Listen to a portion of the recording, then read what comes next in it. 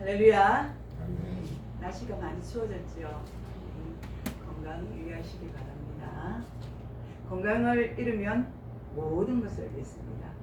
재산을 잃으면 다시 찾을 수는 있지만 열심히 일해서 건강을 잃게 되면 우리는 모든 것을 잃게 될 줄 믿습니다. 아멘.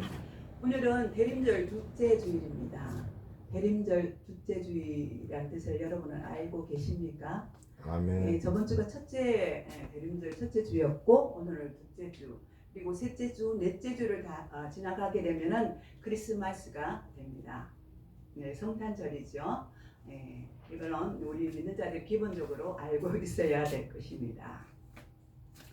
오늘 대림절 둘째 주간 설교 내용은 기다림과 준비, 소망을 가지는 그런 시간입니다. 이사야 40장 3절에서 5절 말씀입니다. 이 말씀은 하나님의 위로와 구원을 예언하는 그런 말씀입니다. 이 구절은 선지자 이사야가 광야에서 외치는 소리를 통하여 주님이 오신 날을 준비하고 예비하라는 그 촉구의 말씀입니다.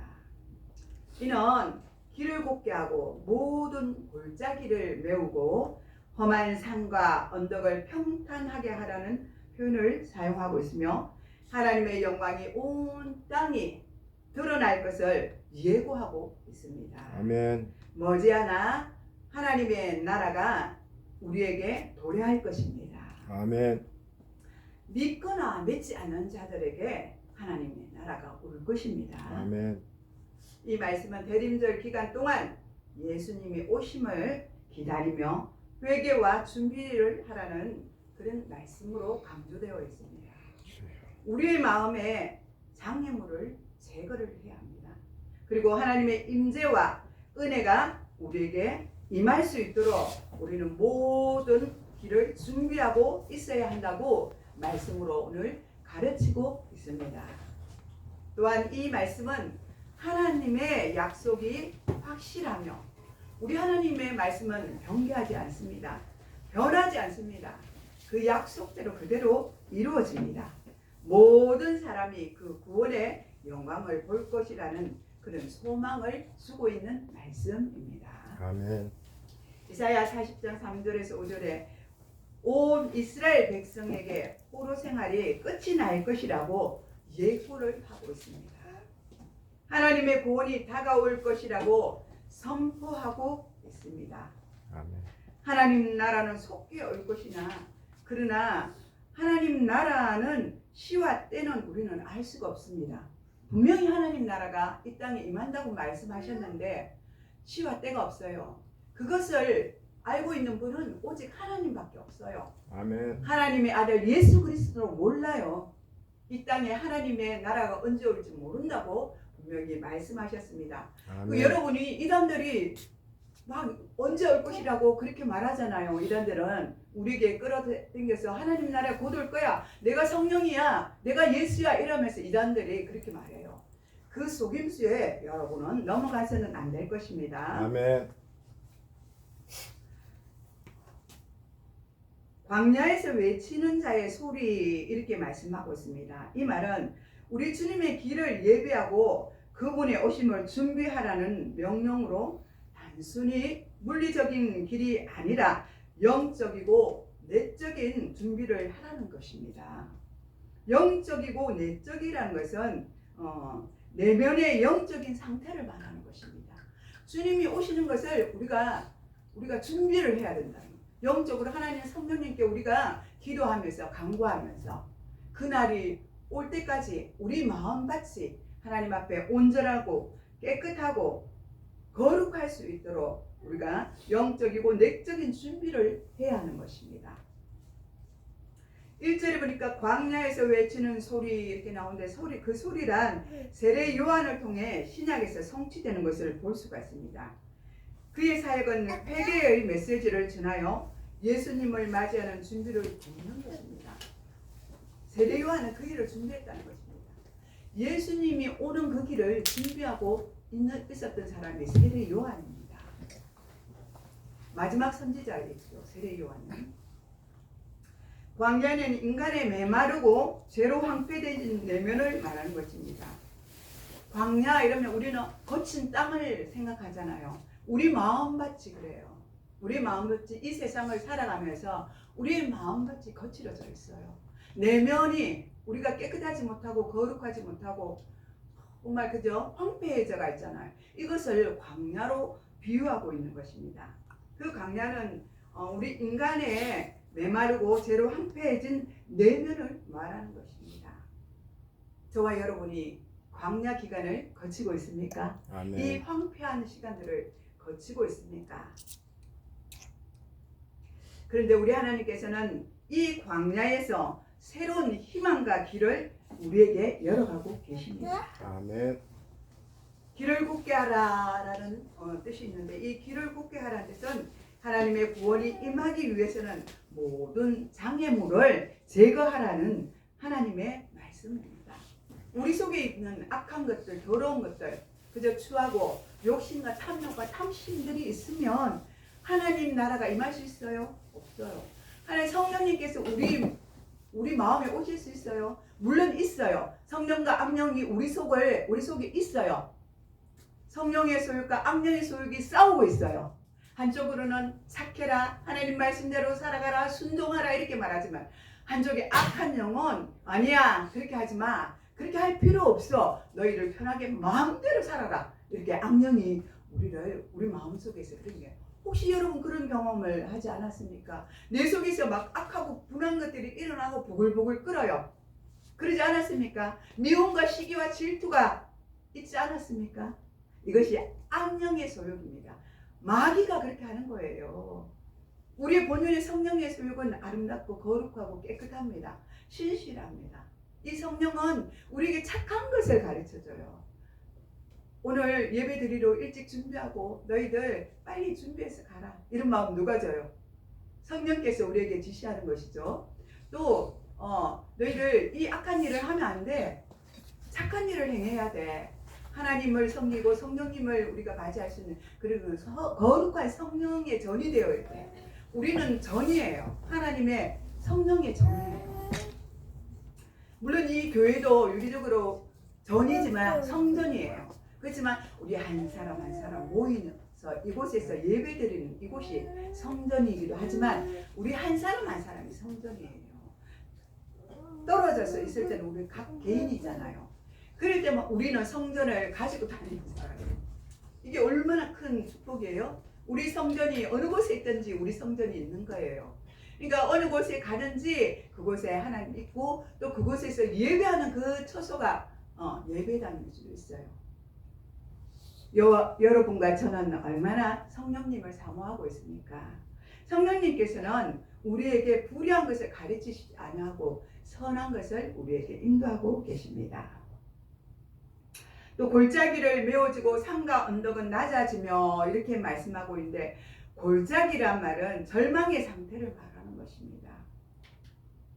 우리가 절망의 상태에 놓여 있을 때가 얼마나 많지 않습니까? 어떤 사건이 일어나고 우리 환경에 절망의 상태가 올 때가 참 많이 있습니다. 내가 원하지 않고 뜻하지 않는 그런 일들이 우리에게 일어난다는 것입니다. 이 골짜기 절망의 상태는 이스라엘 백성들도 마찬가지로 겪게 됐고 오늘 우리가 살아가는 우리에게도 절망의 상태가 있을 수가 있습니다. 이것은 낮은 자존감과 죄책감입니다. 이것이 하나님의 은혜로 태워질 것이라고 하나님은 이제는 말씀하고 있습니다.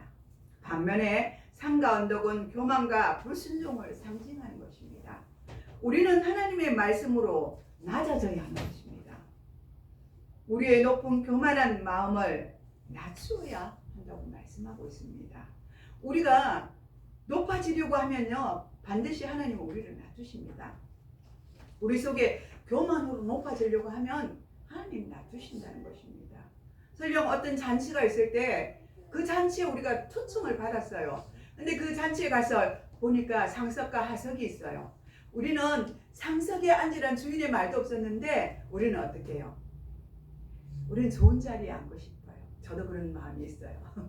만약에 나를 본다면 좋은 자리에 앉아야지, 좀 편안한 자리에. 그렇게 안고 싶어하는 마음이 있어요. 그런데 그 주인이 와서 뭐래요? 죄송하지만 이 자리는 다른 사람이 앉을 것이에요. 저 끝에 가서 좀 앉아주시면 어떻겠어요? 얼마나 황당하고 부끄럽겠습니까? 이 부끄러움을 당하는 게 우리 속에 교만이 있으니까 좋은 자리, 높아지려는 그런 마음이 있다는 것입니다.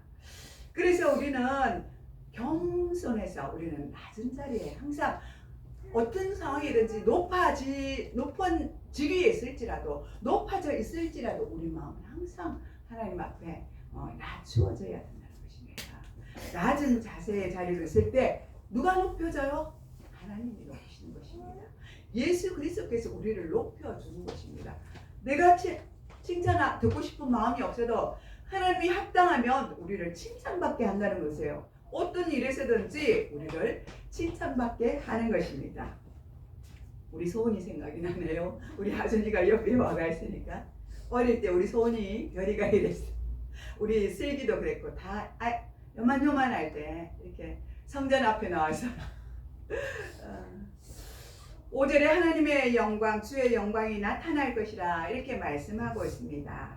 하나님의 영광은 구원의 완성입니다.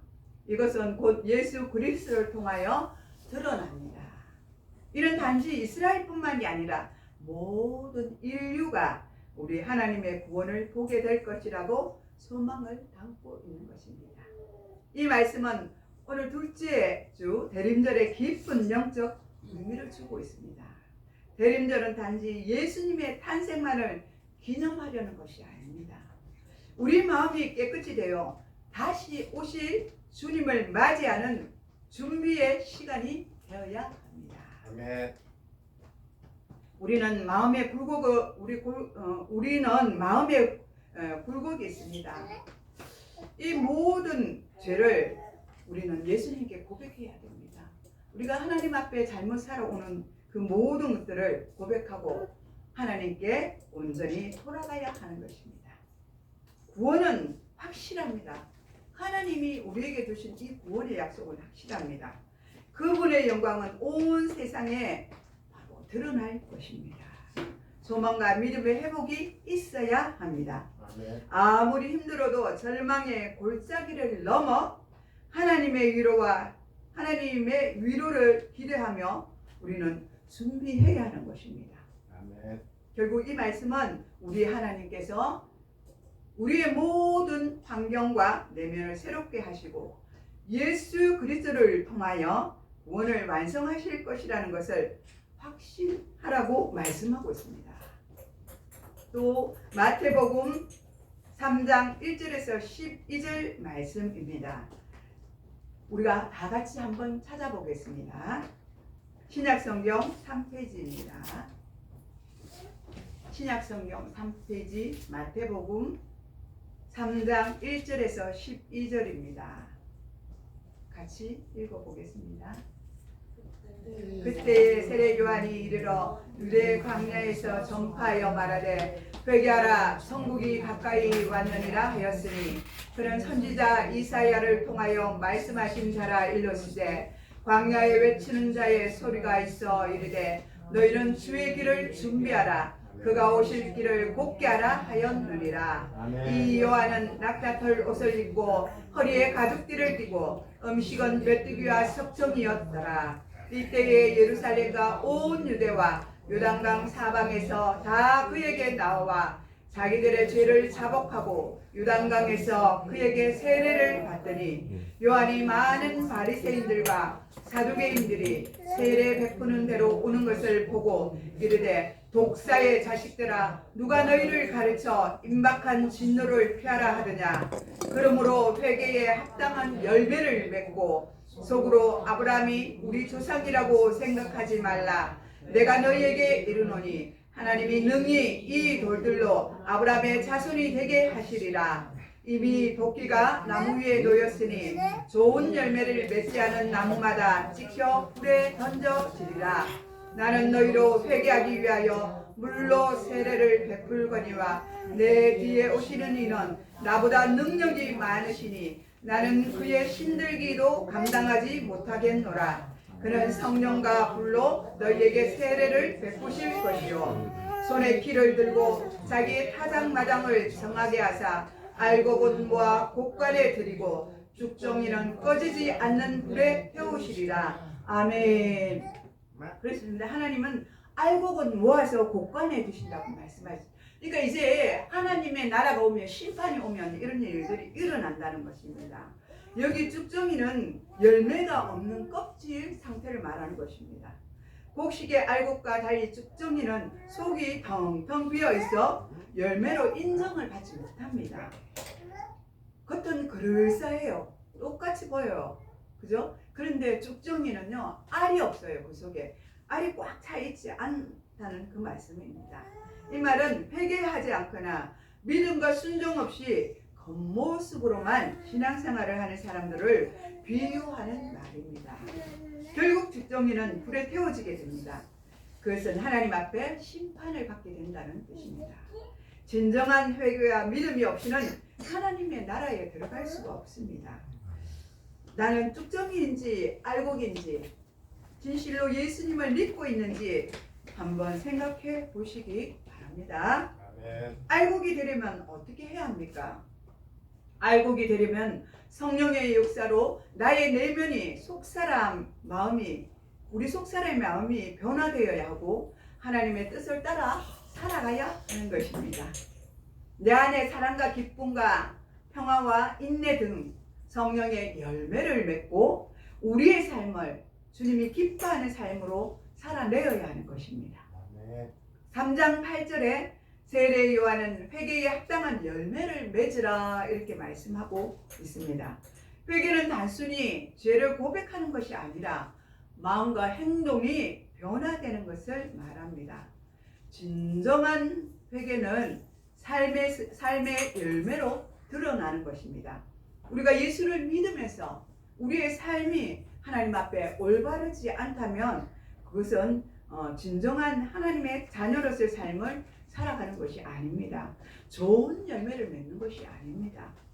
세례 요한은 회개하라 천국이 가까웠느니라 이렇게 외치고 있습니다. 아멘. 이 말씀은 바로 회심하라는 뜻입니다. 우리는 어떻습니까? 우리의 마음을 돌이켜 우리 주님을 맞이할 준비를 하고 있습니까? 회개는 단순히 죄를 고백하는 것뿐만 아니라 삶의 방향을 하나님께로 돌리는 것입니다. 하나님의 중심의 삶을 살아가는 것이라고 말씀하고 있습니다. 세례 요한은 주님의 오심을 위하여 주의 길을 곱게 하라 이렇게 말씀하고 있습니다. 우리는 주님이 오실 고든 길을 우리는 예비하고 준비해야 합니다. 아멘. 우리의 행동과 말과 생각이 우리 주님의 뜻에 맞는지 맞지 않는지 우리는 돌아보고 올바른 길을 우리는 준비해야 합니다. 그리고 열매를 맺는 삶을 살아내야 합니다. 요한은 합당한 열매를 맺어야 한다고 이렇게 말씀으로 선포하고 있습니다. 믿음의 열매는 사랑과 자비와 용서입니다. 내가 용서하지 못한 것이 있습니까? 올 한 해 해가 가기 전에 모든 것들을 서로 간에 용서하시기 바랍니다. 아멘. 이러한 열매를 통해 하나님의 나라를 우리는 실현할 수가 있습니다. 대강절은 어둠에서 빛을 기다리는 시간들입니다. 우리 예수님은 우리의 소망이자 빛으로 오셨습니다. 아멘. 주님이 오시는 날을 준비하는 동안 우리의 믿음과 소망이 흔들리지 않도록 기도하고 깨어 있어야 될 줄 믿으시기 바랍니다. 아멘. 이제 마지막으로 내가 삶에서 낮추어야 할 시간과 낮추어야 할 삶과 메워야 할 골짜기는 무엇입니까? 내가 정말 하나님 말씀 앞에 바로 서 있는지, 내가 파여진 그죠? 골짜기가 있지 않습니까? 내 마음에, 내 심정에 그런 마음이 들고 내 마음이 정말 그런 상태에 놓여져 있다면 우리는 그것들을 채워야 하는 것입니다. 예수님의 오심을 맞이하기 위해서 우리는 어떻게 준비할 것인가 한번 생각해 보아야 합니다. 이제는 머지않았어요. 앞전에는 어릴 때는 긴 시간들이 남아 있었어요. 그런데 이제는 우리가 그렇습니까? 아닙니다. 이제는 더욱더 점점점 주님의 나라가 우리에게 가까이 다가옵니다. 죽음으로써 우리가 주님을 맞이할 수도 있고, 우리가 병들어서 죽음으로써 또 예수님을 맞이할 수 있는 것이에요. 또 주님이 이 땅 가운데 올 수도 있다는 것입니다. 우리가 살아있을 때 주님의 나라가 올 수도 있다는 것입니다. 아까도 말했지만 그날은 그 시와 그때를 우리는 알 수가 없어요. 그러나 분명한 것은 우리에게 주님의 나라가 오는 것입니다. 심판의 때가 우리에게 온다는 것입니다. 아멘. 저와 여러분들은 정말 성령으로 거듭나서 변화되어서 정말 하나님이 기뻐하는 일들을 잘 감당하고 살아가고, 그리고 마지막 때를 준비하는 저와 여러분이 되시기를 바랍니다. 아멘. 예수님의 오심을 맞이하기 위해서 우리는 어떻게 준비해야 할 것입니까? 한번 생각해 보시는 한 주간이 되시기를 축복합니다. 아멘. 기도하겠습니다. 하나님 아버지 감사드립니다. 오늘 아버지 대강절 둘째 주일을 맞이하여 또 아버지 하나님 우리가 예배의 자로 세워주심을 감사드립니다.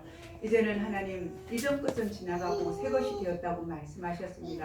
아버지 이전의 삶들은 우리가 생각하지 말게 하시고 하나님 모든 것들을 다 버리고 이제는 새롭게 주시는 날들을 맞이하여서 하나님이 기뻐하시고 선한 뜻을 하나님께 올려드릴 수 있는 그런 믿음의 신실한 자녀들이 다 되게 하여 주시옵소서. 아멘. 마지막 날까지 우리는 예배자들로서 하나님 든든히 세워지게 하여 주시옵소서. 아멘. 감사를 드렸고 우리를 구원하신 예수님의 이름으로 기도드리옵나이다. 아멘.